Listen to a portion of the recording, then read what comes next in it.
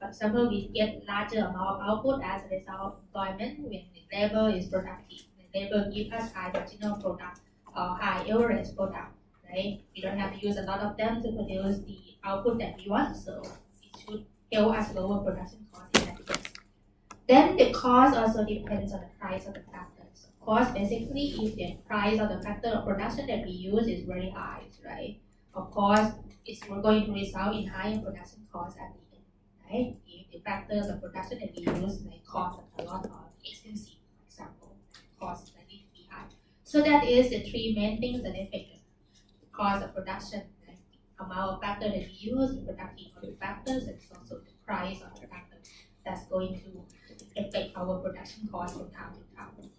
And you probably already know that when we talk about the cost of production in the short run, right, we have fixed cost and variable cost over here. So you know that in general, when we talk about the fixed cost, the amount of fixed cost that we pay does vary with the amount of output that we produce, right? So of course, fixed cost might be the rent that we pay on land. So of course, regardless of what level of output that we produce, we still have to pay rent anyway, right? So rent is the example of a fixed cost. It's not vary with the amount of output that we produce. Variable cost, on the other hand, it does vary with the amount of output that we produce, right? Because it's cost of the raw material that we use, cost of the labor that we employ, for example. Of course, more raw material that we use or more labor that we employ, like higher variable cost as a result. So variable cost does vary with the amount of output that we produce. Okay, so in general, when we talk about the total cost, it's the sum of fixed cost plus the variable cost, basically. You're going to see that the shape of the total cost is going to follow the shape of the total variable cost. If you just plot the curve to show relationship between total cost, fixed cost, and the variable cost. Okay, so let's see the shape of the cost here, right?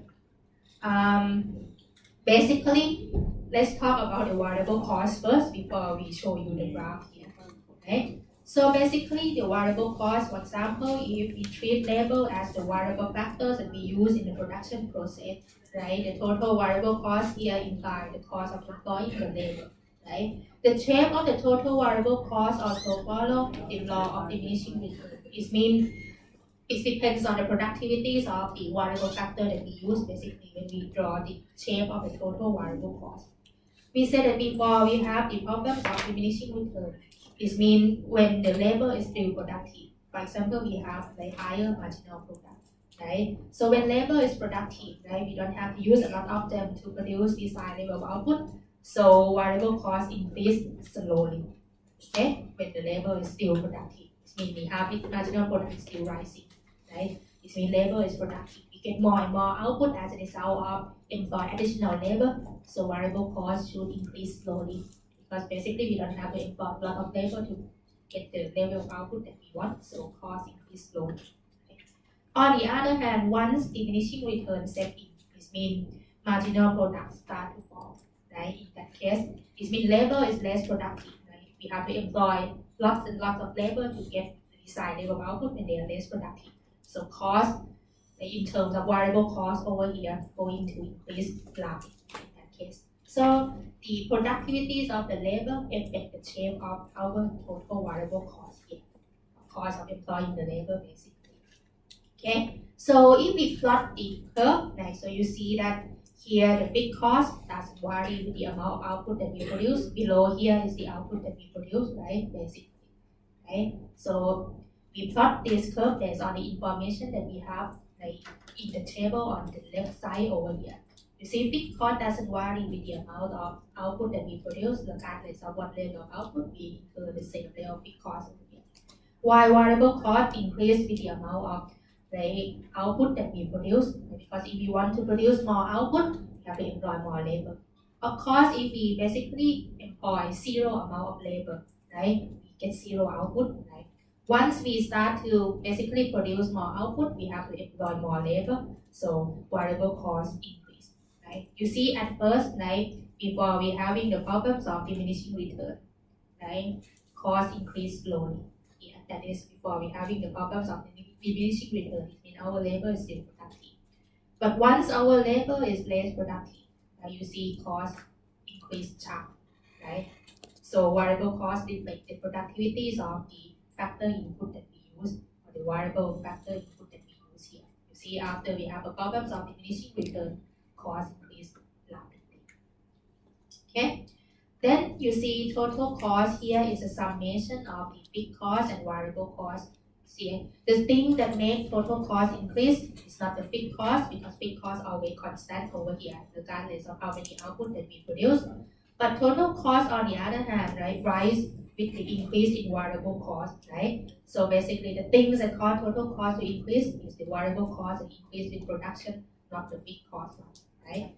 So it implies that the difference, like the vertical difference between total cost and total variable cost should reflect the total fixed cost. The vertical difference, okay, between total cost and total variable cost is the fixed cost there. Okay. So that is the shape of the cost curve here, right? It's affected by the productivities of the factor input as well. Okay. So that is like after we having the problems of diminishing return, as I mentioned to you, labor is less productive, and cost increase rapidly in that case. Okay. Then when we calculate the average production cost, or sometimes we call just the average cost, right? We can call it ATC or AC, depends on how you call it. Here we call average cost as AC. Okay.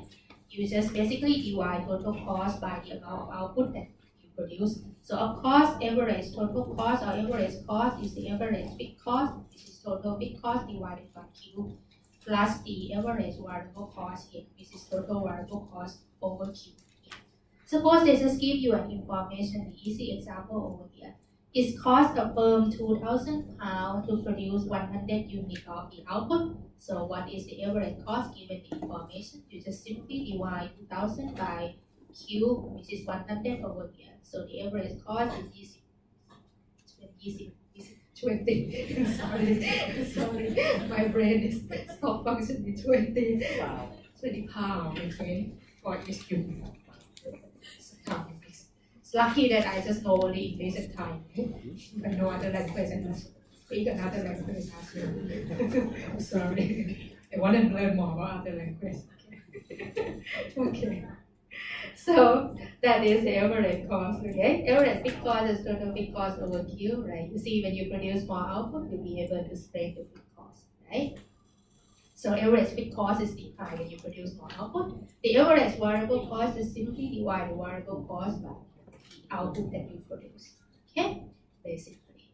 So that is our average cost, okay? Then when you calculate the marginal cost before we calculate from the change in total cost over change in Q, right? We show another way for you to calculate the marginal cost as well. Okay? So here basically, suppose it gives you information here. Suppose the firm currently produces 1 million boxes of matches a month. If output increased by 1,000 boxes, result in total cost increased by 30. So what is the marginal cost here given the information that we have here? Change in total cost over change in Q. So what is marginal cost here? What is change in total cost here? 30. What is change in Q here?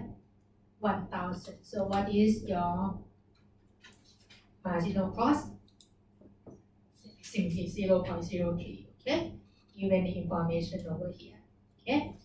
Here, basically, if you look at the shape of the total cost, right, basically, you know that the things that cause total cost to increase is not the fixed cost, but the variable cost that increase with the production. So we say the marginal cost is also considered as the variable cost. So when we calculate the marginal cost, basically, other than you calculate from the change in total cost over change in Q, you can also calculate from change in total variable cost over change in Q, because marginal cost is considered a variable cost basically. The things that cause total cost to increase when you produce more output is the variable cost that increase with production. So you can calculate the marginal cost as change in total variable cost over change in Q. It results in the same thing. Okay? We show you the example on the next page. Okay? Can we continue?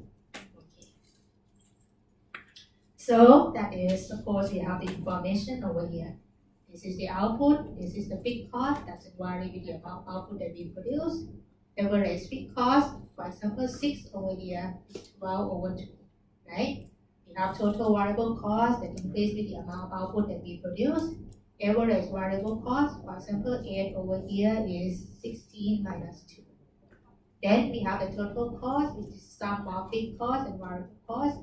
Average cost is total cost over Q, right? For example, 14 over here is 28 divided by 2. Then we have our marginal cost here. We say that other than we calculate marginal cost this way, we can also calculate marginal cost from change in total variable cost over change in Q. Because total cost increase with the variable cost when we basically produce more output. Okay? So here, 10 over here, the marginal cost here, if you calculate from the change in total cost over change in Q. 10 here come from 22 minus 12 over 1 minus 0. But if you basically calculate from the change in total variable cost here, how you get this 10 marginal cost over here? 10 minus 0 over 1 minus 0. You see, you can calculate the marginal cost from the change in total variable cost as well, because marginal cost is considered a variable cost, right? So it's result in the same thing. Let's try another number. So how you get 6 over here? If you calculate from the change in total cost, 28 minus 22 over 2 minus 1. If you, on the other hand, calculate from the change in total variable cost, so 6 here means 16 minus 10 over 2 minus 1. So that's how you basically calculate the marginal cost. Okay, so marginal cost is variable cost.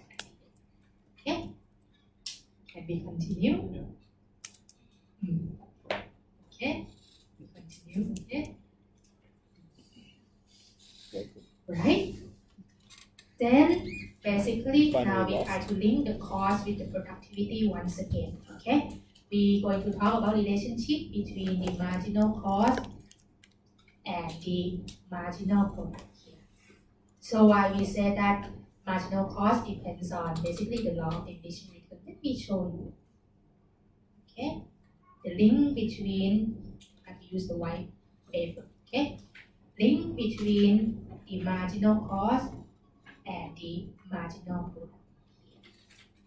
Okay, you know when you calculate the marginal product, it's basically change in Q over change in L, extra output that you get from additional unit of labor that you employ. You know when you calculate the marginal cost, it's change in total cost over change in Q, or change in total variable cost over change in Q. It should result in the same thing. Suppose basically labor is the only variable input that you use in the production process. You use only the labor. The bill is the wage that we pay the labor. Okay? So what is the total variable cost over here? The bills times out. This is the cost of employing the labor. Right? Per unit of labor that we employ, we have to pay wage to them. Right? So total variable cost here is basically the cost of employing the labor. Okay? So after we take into account, like here, basically marginal cost is change in total variable cost over change in Q. So it's simply change in the bill times L over change in Q. Suppose we assume constant wage rate. So here going to be the bill times change in L over change in Q. So what is this one? 1 over marginal product. So it implies that you can calculate marginal cost from the bill over MP. This will show you an example later on. Okay? So that is the marginal cost here. So in summary, marginal cost, basically if you know the wage rate, you know the marginal product, right? You'll be able to calculate your marginal cost. So here if we write down relationship, here is the marginal cost. The graph below is our marginal product. So it means that when the labor is productive, what happened to your extra cost of production should go down.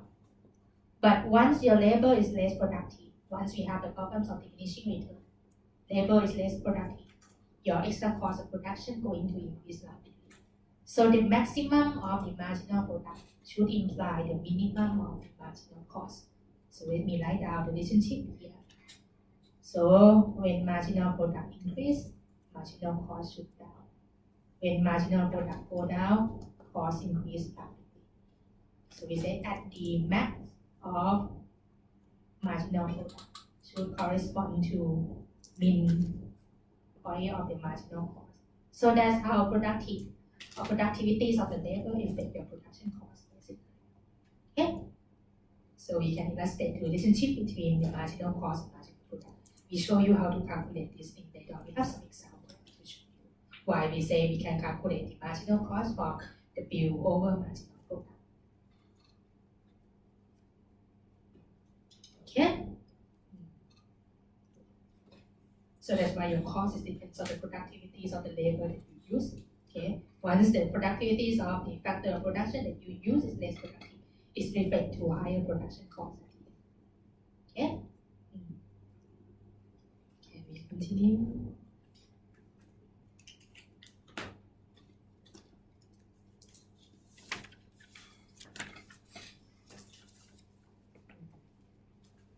I have some question when you take a picture. You go back home and see. But it's good thing, right? Basically, right? You have those kind of things about the way that we learned in the past, right? We don't have those things. Actually, technology is good, right? And basically, it's how you learn more. Easier for you to learn more. Okay. Can I continue? Okay. So that is relationship between marginal cost and marginal product. So we go back to our slide a bit, right? I'm going to show you another relationship as well. Okay, let's go back first. Okay. So that's why we say the shape of the marginal cost depends on the law of diminishing return, right? Basically, when the labor is basically productive, right? We say basically when marginal product is rising, right? And you get more and more output, right? As employment of the labor, right? Basically, of course, when labor is productive, extra unit of output costs less, right? So marginal cost fall. Because when labor is productive, you don't have to employ a lot of them in other words. So cost, the extra cost fall. But once diminishing return set in, this means marginal product is low, right? This means your labor is less productive. Right? You have to employ a lot of them to get like desired level of output. So our extra cost of production increase rapidly. So let's see the shape here before we go back to talk about the rest over here. Right? So that is the shape of the marginal cost, similar to what I showed you, right? So that is when we have the basically like problems of diminishing return, is in marginal product start to fall, right? So cost increase rapidly, right? So that is the relationship between the marginal cost and marginal product. Then let's continue to talk about the other costs here. Okay? We go back to the previous page. Okay? Here, of course, when we talk about the average fixed cost, due to fixed cost, right, in total doesn't change, right? When we produce the output. So of course, basically when we produce more output, we be able to spread the fixed cost. Remember, average fixed cost is total fixed cost over Q. Of course, when we be able to produce more output, we can spread the fixed cost. Right? Then come into the shape of the average variable cost. Now is our relationship with the average product. Let me show. Can I continue? Can I have the blank page? Okay. I assume it's okay. So other than we said we have the relationship between marginal cost and marginal product, we also have the relationship between the average variable cost and the average product here. Okay? Remember when we talk about the average product of labor, it's just output per work like here. So remember the total variable cost is the cost of employing the labor. Is the bill times output. right? So when we calculate the average variable cost, it's just total variable cost over Q. This is W times L over Q. What is this one? 1 over average product. So we can calculate the average variable cost as basically W over average product. So in summary, average variable cost is W over AP. So once you know the waste rate, you know average product, you can calculate the average variable cost. So normally that's how we draw the shape of average variable cost. It's also reflected. I'm sorry. Oh, my computer. Let me write down. Oh, okay, don't worry. Okay.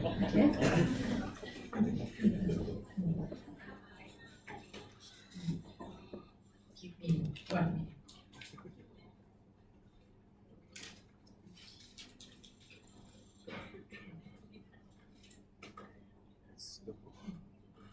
Scrabble. I'm crazy about this game. I love to play against this lady. She's some random old lady from America. I have no idea who she is. We play so many games with each other. Yeah. So if we know She's the so waste good. rate, we know She's average the best player product, I we ever can played. calculate average variable cost. Me, I always won. Average variable cost has relationship with another measure of productivity, which is the average product. So you see when labor is productive, high average product or high output per worker, right? You don't have to employ a lot of them, so average variable cost fall. But once labor is less productive, get low output per worker, you have to employ a lot of them to get desired level of output, cost increase. So maximum of average product, right, correspond to the minimum of the average variable cost. So average product is rising, average variable cost is falling. Average product is falling, average variable cost is rising. So max of AP is equal to min of the average variable cost. So that is relationship between them. And when labor is the productivities of the labor through the measure of basically output per worker is the highest. That is where the average variable cost is the lowest. Okay, when the labor is the most productive, you can say. When we basically calculate the output per worker of average product.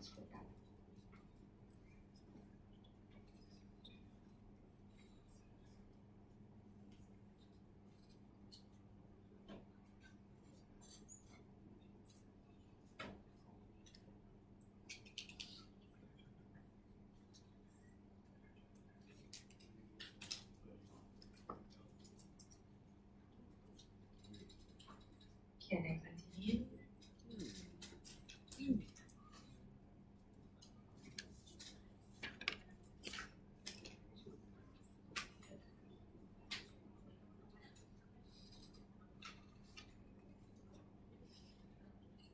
Can I continue? Can I? Not yet? Oh, not yet. Okay, you still write down. Yeah.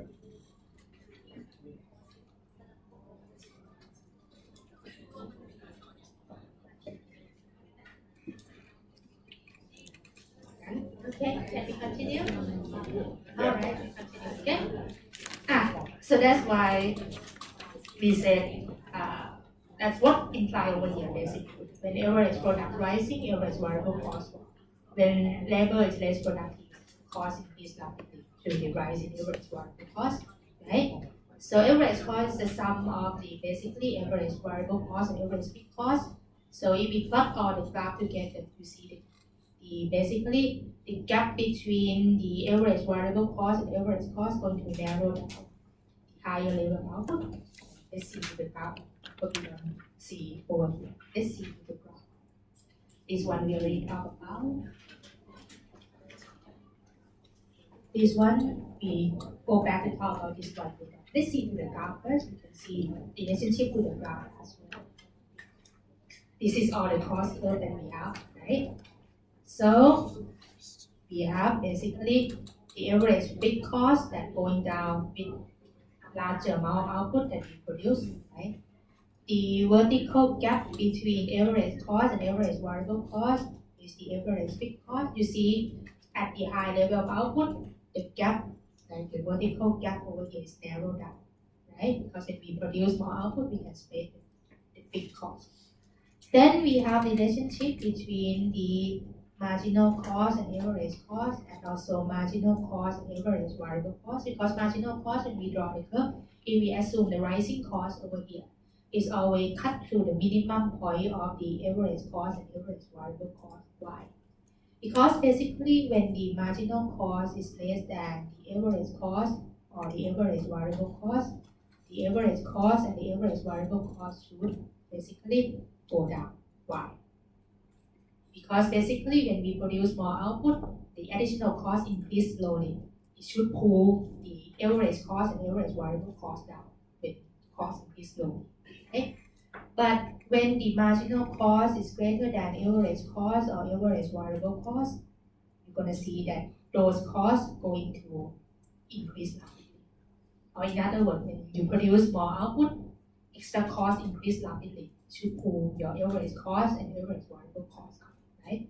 So that's why when we draw the cost curve over here, marginal cost always cut through the minimum points of the average cost, basically the average variable cost, right?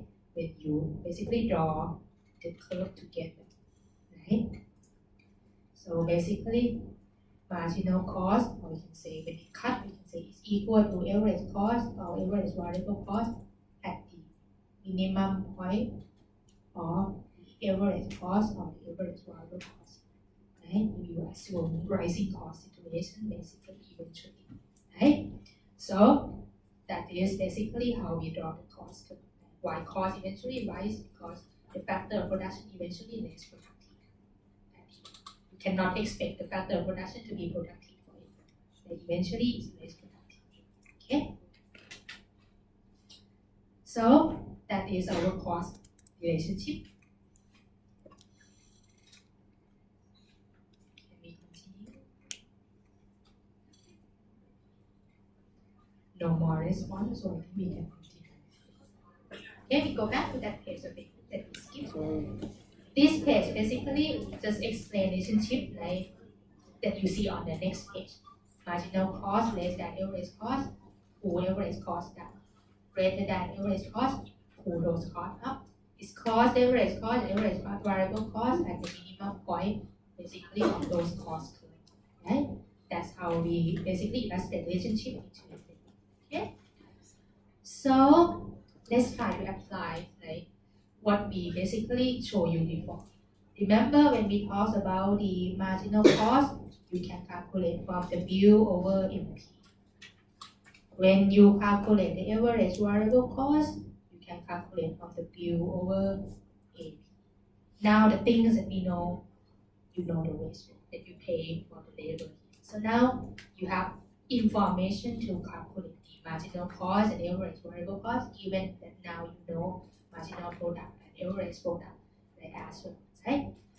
The graph basically, if you notice, right, this graph, the below one, should move to the left a bit, right? Basically, because what happens in the above one should reflect on what happens in the below graph. Because the above graph is the basically things that we use to measure the productivities of the labor. We have average product and marginal product there. Here is our cost curve, right? We have marginal cost, average variable cost. The things that happens in the above graph should reflect to the things that happens in the below graph here. Okay? So, for example, if we talk about point A on the above graph, here, that is where the marginal product is the highest, right? That is basically we start having the problems of diminishing return after that.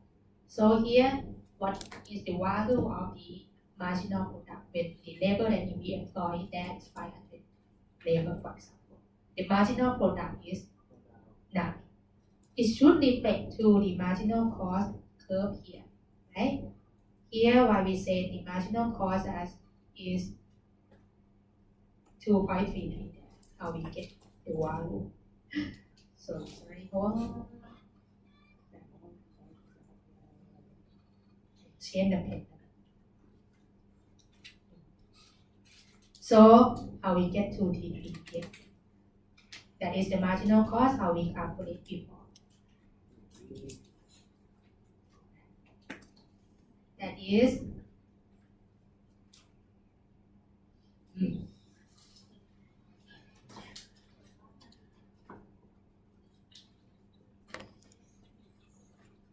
so we know the bill is equal to what? 21 given information. What is the marginal product there? 9. So that's why you get 2.33 there for the marginal cost. Remember, the marginal cost is at the relationship with the marginal product.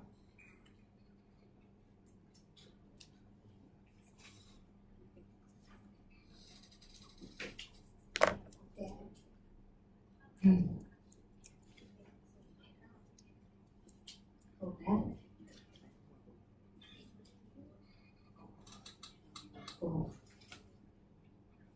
Four. Okay.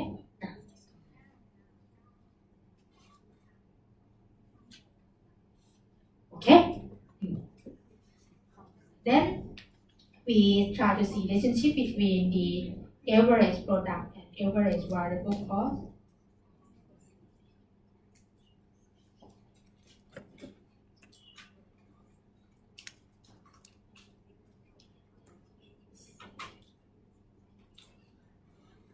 Okay. So you see basically the maximum point of average product should correspond to the minimum point of the average variable cost. So at that point, average product is equal to what? 7. When? 1. It corresponds to this point down there.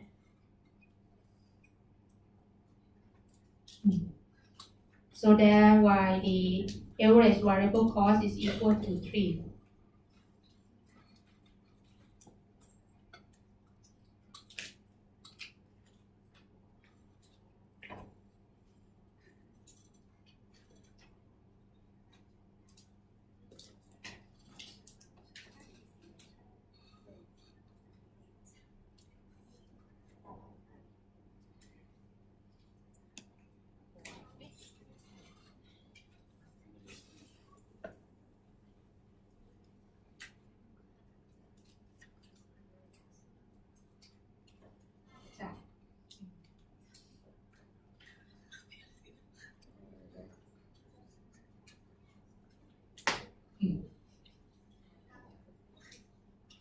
That is basically W over NP.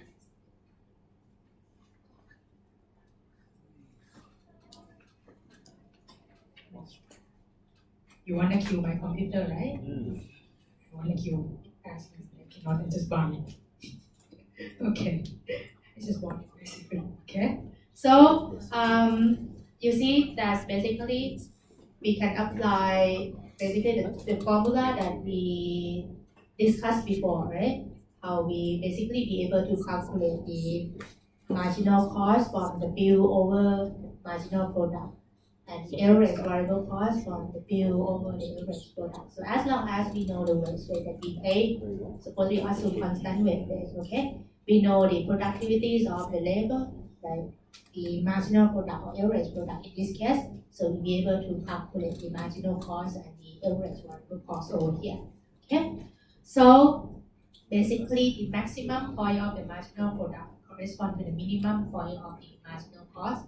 The maximum point of the average product corresponds to the minimum point of the average variable cost here. Okay? Marginal product always cut to the maximum point of the average product. Marginal cost always basically cut to the minimum point of the average variable cost. That is relationship that basically we summarize, okay, in terms of the relationship between the cost curve and also relationship between the productivities of the variable factors and also our cost of production as well. Okay, can we continue? Can we? Okay. Okay. So the rest you can calculate. Another point you can calculate by yourself. Okay. based on relationship over here. Okay? So that's it basically, right? This is the last one, right? As we mentioned before, once marginal product is turned to negative value, you're not gonna hide that labor, right? Because if you hide those labor, you incur higher labor cost, but labor is basically not productive at all. You get lower output as a result of employing those labors. You're not going to employ, basically. You're not going to employ the labor that give you negative marginal product. Okay? The rest we already talked about. So now we basically talk about the long run cost. Okay, the thing is that normally the things that we see is the short run cost, right? The long run cost is basically, like we say, it's the cost according to our plan, right? Basically, because in long run we can say we can change everything, right? So long run basically is your planning stage before you start operation. So when you talk about long run cost, you try to find a way to produce desired level of output with minimum cost as much as possible. So you plan on the paper basically. We say in the long run, like all costs are variable because you can change everything so that you can produce desired level of output with minimum cost as much as possible. So in the long run, make a lot of decisions, right? Basically, how you gonna like produce your output, basically. What the scale of the operation, the location of the factory, the technique of the production that you're gonna use, so that you can produce the given level of output with minimum cost as much as possible. So that is your planning state or long run state before you start operation. Okay. For example, over here, right? This is the capital, this is the labor. Suppose you use only capital and labor over here for simplicity. Okay. This is basically the level of output that you produce, right? You see, you can produce various amount of output given the combination of the labor and the capitals, right? For example, you want to produce 258 units of output. You said that one way that you can do, you use 2 units of capital and 5 basically units of labor. You can produce like 258 units of output with the combination of 2 capital and 5 labor over here. But that is not the only way that you can produce 258 units of output, right? You can basically increase the amount of capital that you use and reduce the amount of labor. You can still produce same 258 units of output. So it means that if you want to produce the same 258 units of output, if you increase the amount of capital that you use, you basically have to reduce the amount of labor. Shorten the arrow, and you have to basically reduce the amount of labor to continue to produce the same 258 units of output. That is the trade-off between labor and capital, basically to produce the given 258 units of output. So that's what you're gonna plan. So at what combination of capital and labor that you're gonna use to produce the same 258 units of output, it depends on which cost lower. Which among the combination of 2 capitals and 5 labor, and the combination of 8 capitals and 2 labor, which one you can produce 258 units of output with lower cost, you use that combination, your combination basically, right? That's how you make decision to produce 258 units of output. Once you start operation, you are in the short. Okay, that is what you make decision in the long. Okay. So you face the scale of operation basically. So we have the 3 scale of operation over here that affect your production cost. When we talk about constant return to scale, it implies the situation when you basically double input, you get exactly double output. So when you double input, you get exactly double output. What happened to your cost in that case? Your cost is going to be constant. Right? That is a constant cost situation. Right? For example, you increase input by 10%, you get output back exactly 10%. Right? So that is the constant return to scale or constant cost situation. When you increase the input by 10%, you get increase in output exactly 10%. That is a constant cost. Why we talk about increasing return to scale? Of course, this is a situation that you want to experience, right? Because here, when you double the input, you get output more than double. So basically, in this case, it means the input is productive, right? So what happened to your cost? You're going to get the situation of declining cost, right? Because we can say input is very productive. Double input, you get more than double output, so you don't have to use a lot of input. So you're going to experience a situation of declining cost, right? On the other hand, decreasing return to scale is a situation that you don't want to experience, but eventually you're going to experience that when your scale of operation is larger, right? Decreasing return to scale is meaning you double input, you get output back less than double. It means the input is less productive.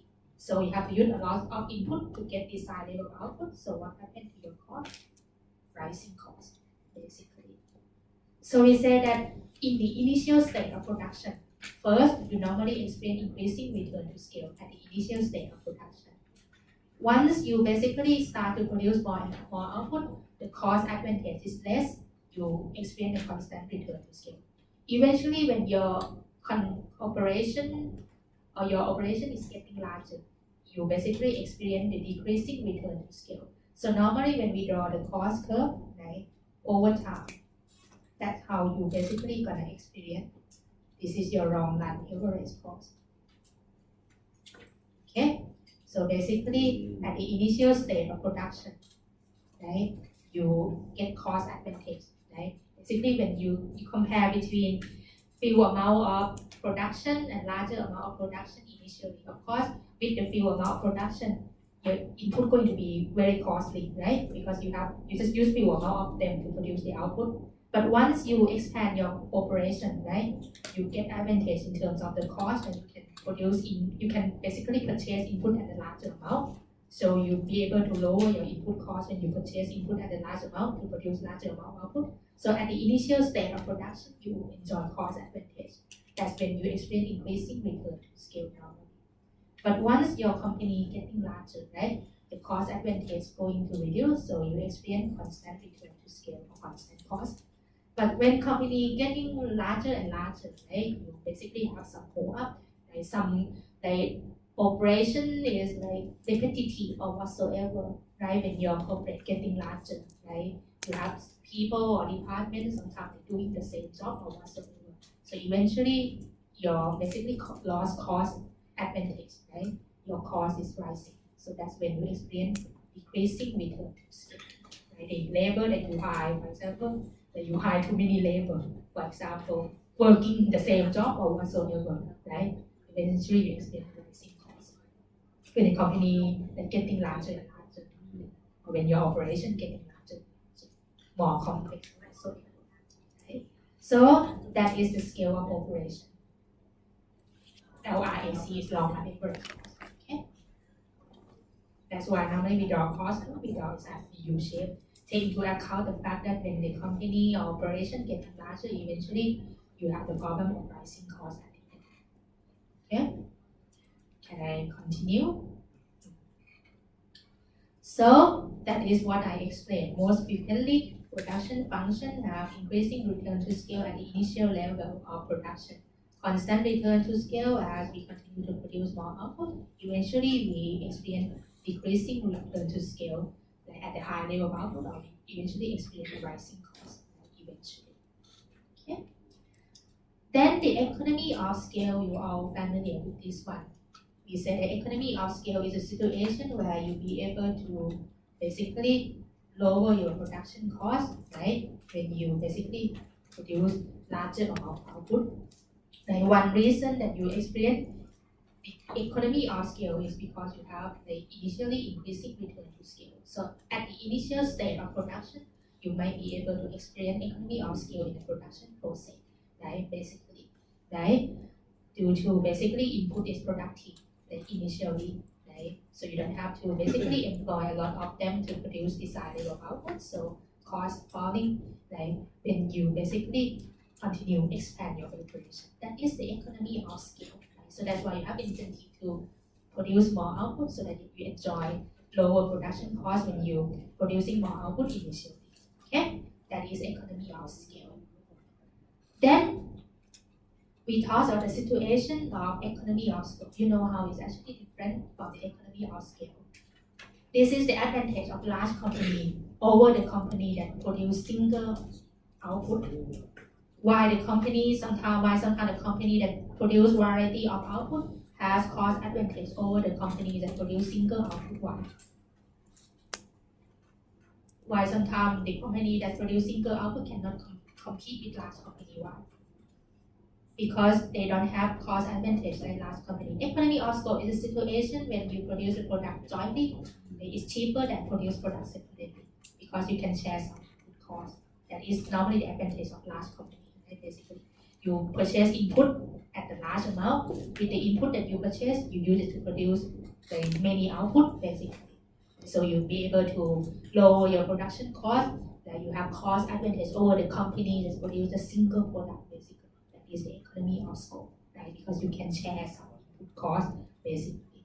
So this is just an example that companies that produce varieties of products, right? You can share marketing, distribution costs, or even the input that you use. Right? You just use the same kinds of input to produce variety of output, so you can enjoy economy of scope. You will be able to share the production cost basically. So you have cost advantage over the companies that just produce single amount of output basically. So that's how we illustrate the economy of scope.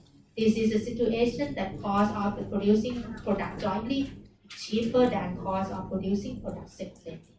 Which means you can share the input cost between the production of good X and good Y over here under the same company basically. Right? So to calculate the degree of the economy of scope, right? This is the formula that we calculate. SC basically is the things that we calculate the degree of the economy of scope. This is the cost of producing the product separately over the cost of producing the product jointly divided by the cost of producing product jointly.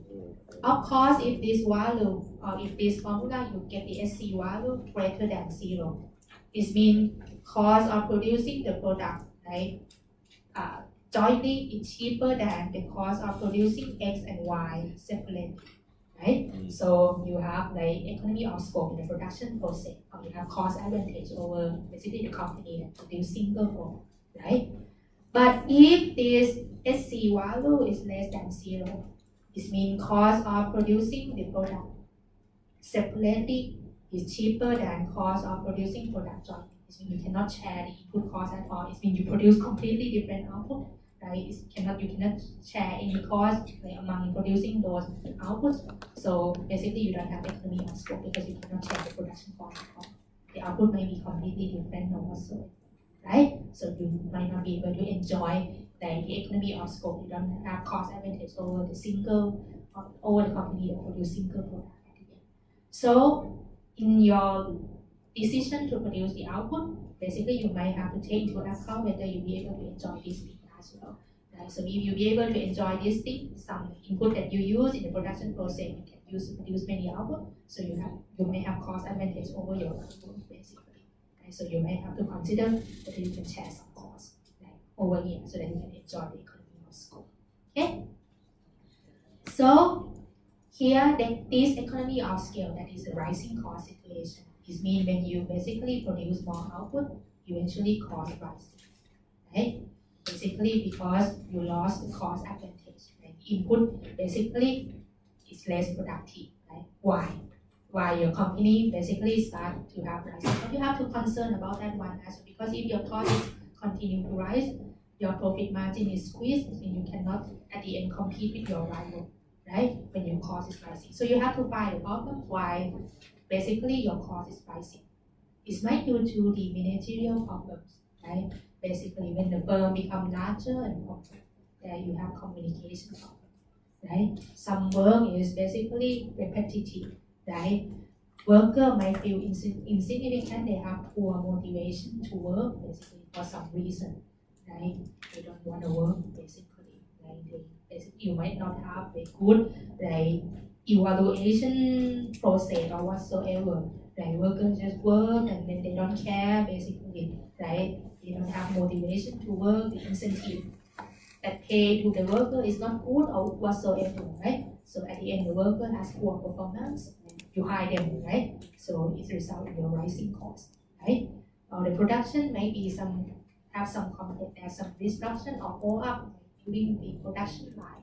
You have to find out the reason basically, because if you don't solve that problem, your profit gonna squeeze, right? You cannot compete with your rival at the end, right? That is this economy of scale, right? Your input start to be basically less and less productive, basically. Right? So that is the cost in the long run. We said all the long run are variable cost because in the long run we can change everything, right? So we just try to find the best way to produce the output with minimum cost as much as possible, right? So the share of the long run cost, as I draw to you, initially the cost fall due to the economy of scale, right? Or basically increasing return to scale, we say. Then we experience the constant cost or constant return to scale, basically. Then when the firm become larger and larger, you lost cost advantage. The input start to be less productive, basically, right? We have this economy of scale or decreasing return to scale. Here. Okay, so that is your cost, right? Basically. Can I continue? That is your cost. If you draw it more beautifully, then you will draw it more beautifully than what I did. So that's why we take into account that eventually you might lose cost advantage, right? So that's why we draw the cost as the U shape, right? That is our long run cost, right? Basically, we say that when we are on the long run cost, wherever we are, actually we try to find a way to produce given level of output as much as at the minimum cost as much as possible, right? Whenever we are on the long run cost, this means we basically produce given level of output with basically minimum cost as much as possible. If we are not on the long run cost, this means we might produce, for example, Q1 level of output, right? Basically at higher cost than it should be. Okay, that's where we are not on the long run cost. As long as we are on the long run cost, this means we try to produce given level of output with minimum cost as much as possible. Okay, that's when we are on the long run cost. Okay, we try to find the cheapest possible way to produce given level of output. As long as we are on the long run, this is considered the cost minimizing way to produce the desired level of output. If we basically not on the long run cost, basically it's not the optimal way to produce desired level of output. We might be in the short run cost rather than the long run cost if it's not on the long run cost. We show you later. Okay. So that's how we calculate the long run cost, right? This is long run average cost. You just divide the long run cost by the amount of output that we produce. Long run marginal cost, we call it as LMC, which is the same thing. The extra cost of producing the output in the long run, right? Basically, we illustrate to the long run marginal cost. Yeah. Okay. So here, basically, when you calculate the total cost, you see now we can vary every factor of production. Suppose the factor of production is still labor and capital here. Capital we shortly call it as K. Labor is L then, right? So the long run total cost when we calculate here, it's just W times L plus the R K. R is the rental rate, right? Cost that we pay when we employ the capital. W is the wage rate then. For example, 120 over here, how you get it? Long run total cost. It's just simply W by our amount of labor that we employ to produce 100 units of output is 10. Plus the rental rate. Cost of using the capital is 10 times the amount of capital that you use, 7, so that you get 120, for example.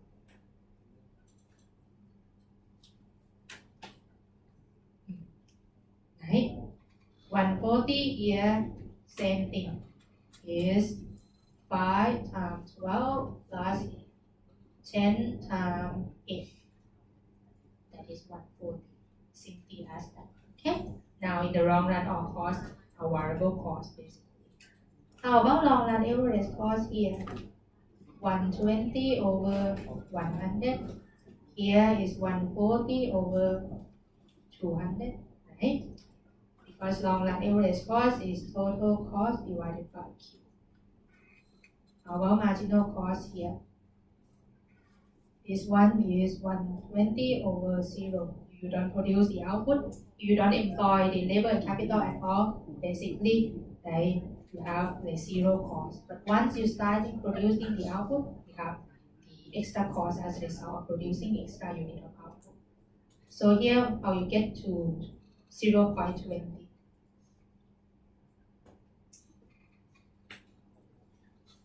$140 over 120 over 200 minus 100. So the way it's just the same thing.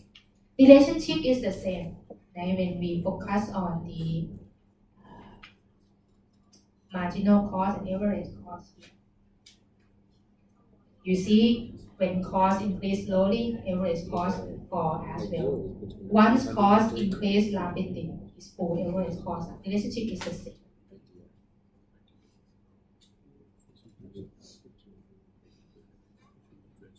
Okay?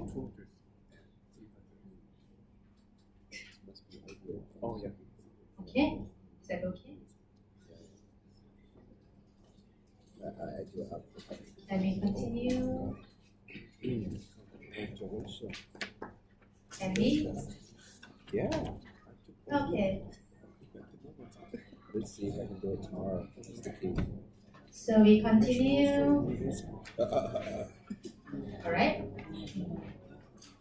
So if we basically plot the graph, it's just same relationship as we see No, previously. that's all right. Long run marginal cost less than average cost, right? It's full average cost down. When basically marginal cost increase rapidly, full average cost is always cut the average cost at the minimum point of average cost, right? When you produce an output, you experience declining cost. That is the economy of scale in the production process. On the other hand, when you produce more output, you experience rising cost. That is economy of scale. Okay, marginal cost always cut the average cost at the minimum point. The relationship is always true here. Okay, even though you talk about cost in the long. Can I continue? Okay. Last one for today. Wow. Even the time. Okay. So now we basically talk about relationship between short run and long run cost over here. Right? Let me show you to the graph here. Okay. This is the cost in the short run. Basically, one here illustrates the amount of factory. This is one factory that you use in the production process, right? One factory here is considered your fixed factor in the short run. Okay? Then you have another short run cost. Two here imply two factories. Okay, this is a fixed factor in short run. Then you have 3 factory, 4 factory, 5 factory. Suppose that is the amount of factory that you have, right? Then we're going to draw a long run curve from the series of short run curve over here. Are you ready? You're not ready yet. I'm draw, okay? So let's see here. So here basically that is the output that we're gonna produce, right? We try to find a way to produce given level output with minimum cost as much as possible from the series of short run cost over here. So if you produce the output up to here, change the color to Q1 unit, from 0 to Q1 unit there. That's how you produce that output with the basically lowest cost. You want to talk to me? Yeah. Let's continue, okay? That is basically the way you produce output from Q1 to Q2 unit with the lowest cost. I continue to draw the long run out of the series of short run, okay? That's how basically you produce the output from Q2 to Q3 unit with the lowest cost as much as possible. Continue. That is how you produce output more than Q3 unit, but not more than Q4 unit with the lowest cost. Last one. That's how you produce the output more than Q4 unit. Okay. So from the basically the things that I highlight here is the way to produce even level output with minimum cost as much as possible. So that illustrates my long run average cost. Okay, so long run average cost, long run average cost is, we can call it as the envelope curve.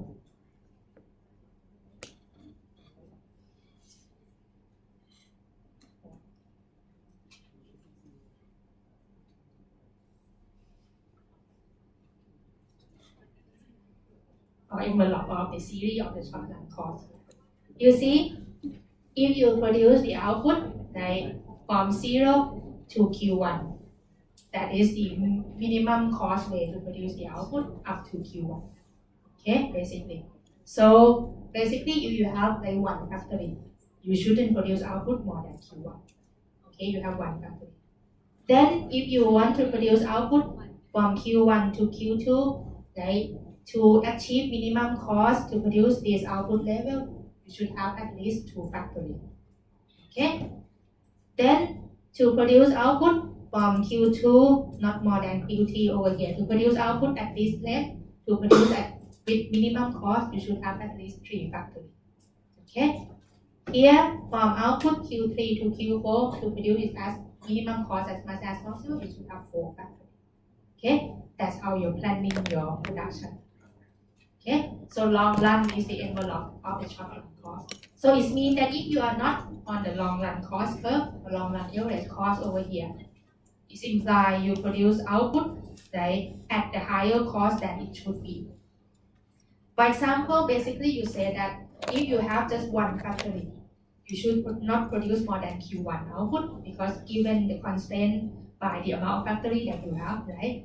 So if you have just one factory and you produce more than Q1 output, suppose you produce Q star output over here, what happens? Your short run cost going to be higher than basically your long run cost. It means basically you produce too high output than it should be. You'll not be able to achieve minimum cost. Because remember, you constrained by big factor that you cannot change in the short run. You constrained by the number of factory that you have. You have just one factory. If you want to produce more output more than Q1 level, you have to use more variable factor. That cause the cost in the short run to be higher than the cost in the long run, or you not achieve basically minimum cost in your production for that level of output. So in order to basically reduce the cost, you have to expand number of factors so that you can lower the production cost. That is the relationship between short run and long run cost. Okay? So in the long run, you plan. Before you start operation, you have to plan how to produce the given level output with minimum cost as much as possible. And then you start the operation. So that to have the minimum cost of the output as much as possible. That's how basically you design your production. Okay? Can we continue? Okay. So that's how we say long run is the envelope of the short run. So that is the long run, same thing as I draw here. If we smooth the curve, that is the usual cost curve that we see. Right? Just the usual U-shaped one. Right? So firm plan in the long run, operate in short run. Right? That's how basically firm normally start the production decision. Right? So basically, if you don't go according to your plan, your cost might be higher than what you expect. Right? It means you're not on the long run cost curve, but you're on the short run cost curve instead. Okay? That's the relationship between basically short run and long run. This is in theory basically. In theory, basically you find the ways to produce the output. Right? We say when you are on the long run curve, it's also said that it's where the marginal product over the price of that input. The productivity that you get from that input over the price is equal across the input that you use in the production process. Because here, you basically can use many input, right? The input that you use is not constant, only labor and capital. You can have variety of input that you use in your production. So you're going to be on a long run cost, or you're going to achieve minimum way to produce desirable output as long as the productivity or the marginal product that you get from those input over the price of input equal cost, like the input that you use in the production process. Okay, that's in theory. So basically that is illustrated to this curve. This is the amount of output that you produce. So here, as this is the output curve illustrated, production of output equal to 10,000 units. Okay, this is the output curve.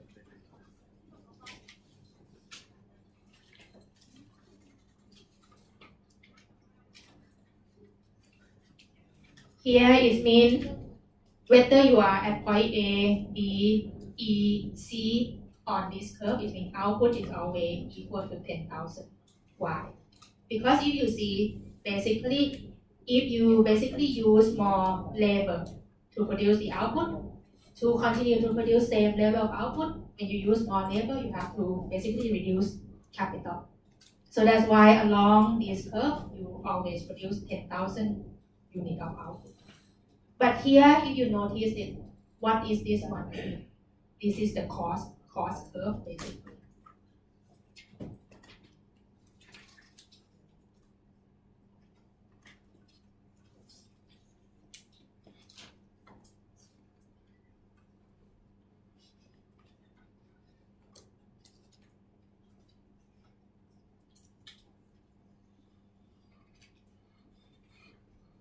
That is your cost.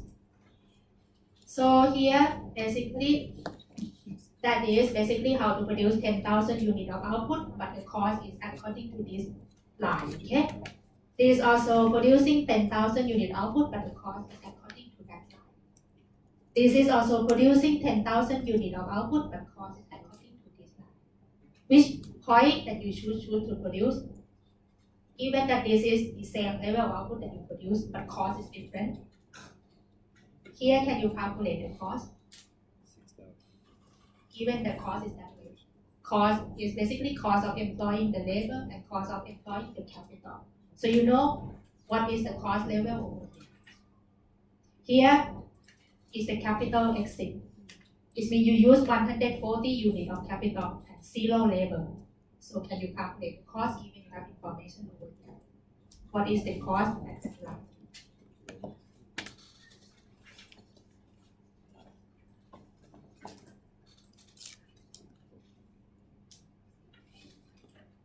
Cost of employing the capital is 60 per unit.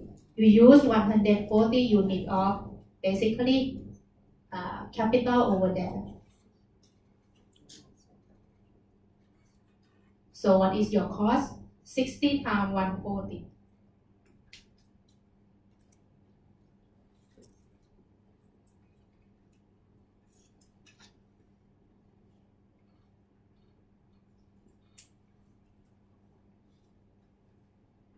$8,400, right?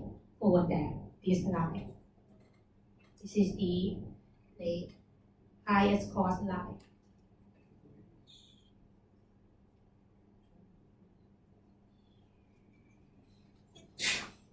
Which you can calculate from this exit as well. This one, how many labor that you use? 210, right? With 0 capital at all. So it should imply the same.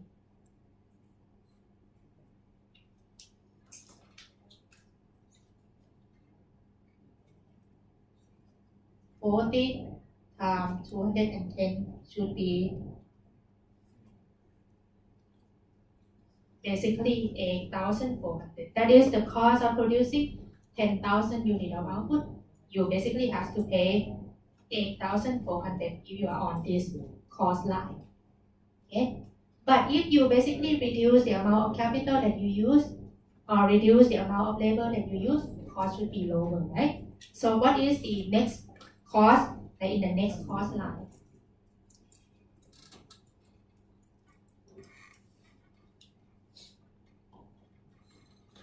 R is 60 Okay, that you use is 134. So what is the cost on the next cost line, on the below cost line?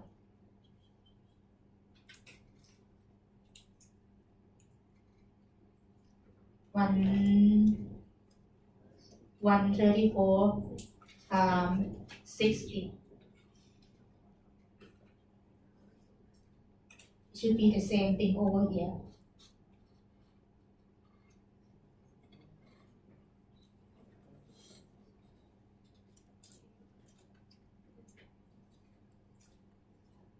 Right? So if you move the production from here to here, you basically reduce the amount of capital but increase the amount of labor. You'll be able to lower the production costs. When you basically reduce capital, increase basically more labor. Then, but this still is not the best possible way for you to produce 10,000 unit output. Which one is the best way? This point, right? Because at this point, the cost of producing, say, 10,000 unit output is the lowest.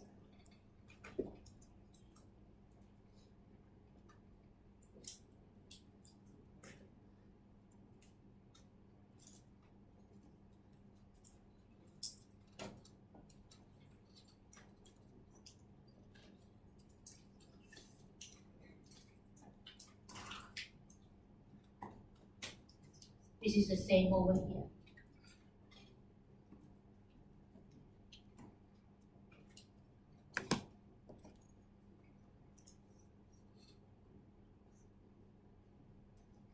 That is the point of long run cost.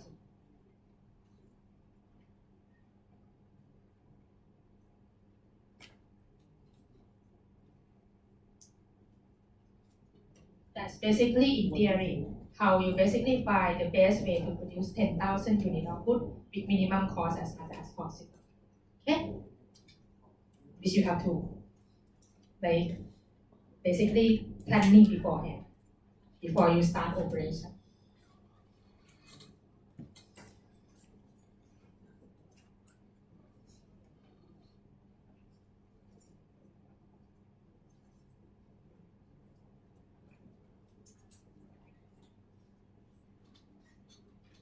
Point E is a point of development cost. Okay? As you have to think by every possible way to produce basically given level output, like with minimum cost as much as possible before you start operation. So that basically at least you basically be able to get the cost advantage. Okay? That's it, I think, because we done. Okay? Any questions? Over here, any questions? Yeah, but I don't know how we get there. I understand. Okay. But I don't know So how to do that myself. that's it. Basically, please also, before you go back home, also submit. You already formed the group, okay? Submit your name, your student ID, so that I know you're in the same group. And if you already have the country of your choice, do the assignment, just state the country of your choice as well. You can put in the front table here, okay? If you need a paper, you can get at the front here, okay? It can be any country. You can do the same thing, but as I mentioned, like not copy each other and provide the source of basically your argument as well. Okay, make sure you cite the source as well. Okay, whenever you're ready, just put the paper in front. Okay. Also, we're going to do the